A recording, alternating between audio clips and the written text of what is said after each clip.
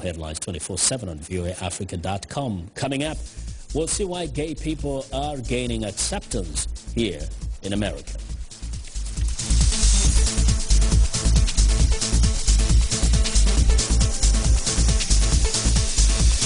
When it comes to world headlines, you know there's more to the story. That's why we're on assignment. Alex Villarreal, Imran Siddiqui, and Powerhouse reporting from the angles no one else is telling, in the places no one else will go, getting the story behind the story. On Assignment is next. Let's go. On Assignment. Get more or become a broadcast partner by finding us on Facebook. Today's youth are not just the next generation of African leaders, they are today's leaders. And this is the time to invest in them. Today, not tomorrow. So let's connect. Let's engage with each other on issues that will transform our societies. Innovation, leadership, entrepreneurship, things that you're doing to move the continent forward, to make you the greatest generation that Africa has known. It's Up Front every Wednesday, 1730 UTC, right here on the Voice of America.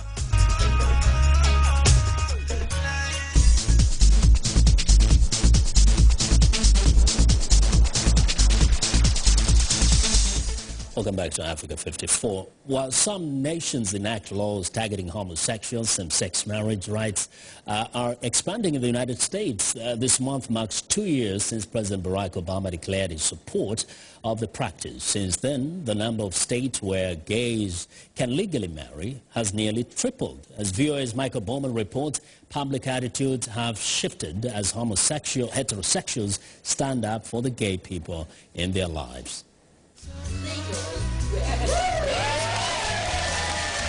Chris and Sean Riley wed after the state of Maryland legalized same-sex marriage in 2012. They are still working on their wedding album.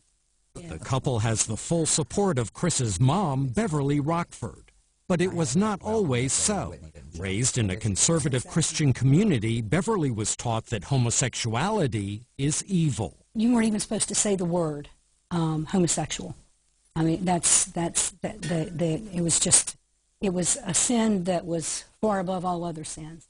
For years, she envisioned Chris one day marrying a woman. At age 18, he told her he thought he was gay, sparking a crisis of family and faith. Back then, I truly, in my heart and soul, believed that Chris had a choice, that he was choosing to be gay. I didn't think that unless he changed, that he could go to heaven. I really did believe that. It was tug of war between the two of us. Chris feared losing his mother's support, but did not back down. I know what the Bible says. I know what religion says. But I also am a living example of what it's like to be inside of someone who is gay. I'm the person who's in here. I know how it evolved. It wasn't a choice.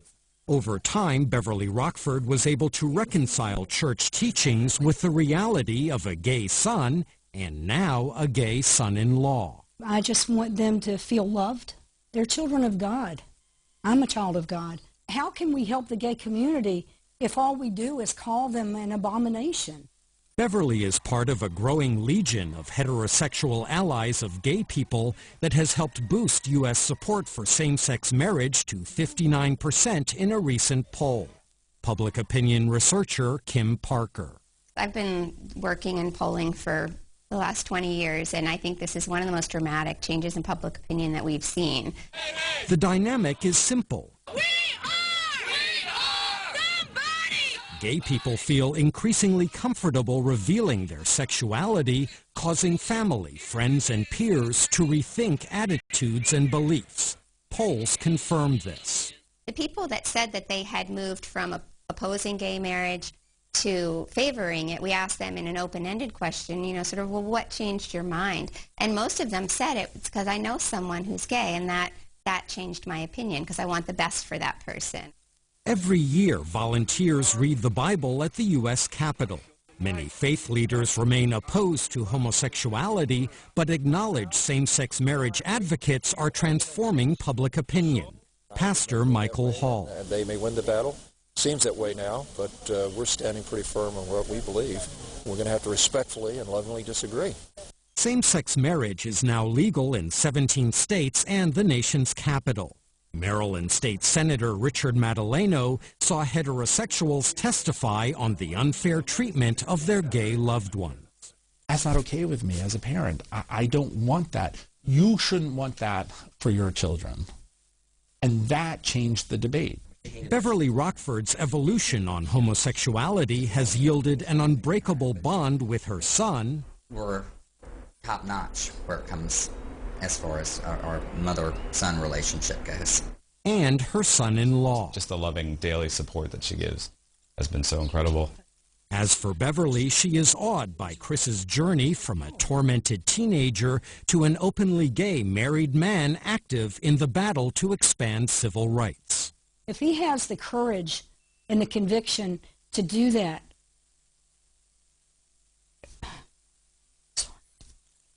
I'm very proud. Michael Bowman, VOA News, Washington. Well, it's time for a short break. Still to come on Africa 54, a tribute to women who have suffered because of war. But first, a review of Monday's headlines.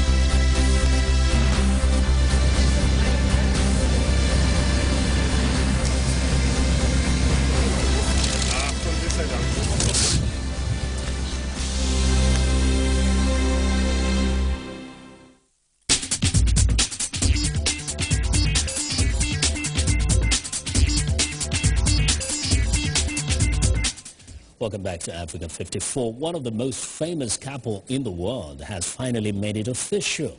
Reality star Kim Kardashian and rapper Kanye West tied the knot this weekend in Florence, Italy. The wedding capped off an extravagant weekend, starting with a brunch hosted by fashion designer Valentino in Paris on Friday. Later that evening, hundreds of guests were invited to the Palace of Versailles for the rehearsals dinner, according to E! Television. And now the couple then flew guests to Florence for the wedding ceremony. Not surprisingly, the venue is mobbed with fans and photographers. Well, next, zombies invade Prague in the annual Undead Walk. Hundreds of people doused in fake blood, sporting pretend amputations or disfigurements invaded the Czech Republic's capital, scaring and entertaining people along the way. Impromptu participants joined the scary parade, but were treated to a very special initiation with fake blood and other zombies pretending to feast on the person before they can join the group. Zombie walks occur in large cities all around the world. They have their origins in flash mobs in the United States. And from the Czech Republic to Peru, hundreds of professional clowns dressed in colorful costumes, wigs, and face paint marched through the streets of central Lima to celebrate Peruvian Clown Day. Now, clowns danced to the beat of live drums and entertained large crowds by making faces, playing with puppets, and surprising spectators with hugs. The Cultural Association of Clowns and Circus Performers of Peru kicked off this march in 2006, and that is what is trending today. Now, this is Memorial Day in America, a time to honor the nation's war dead. As we reflect on the losses of conflict, one American photographer has spent the last 30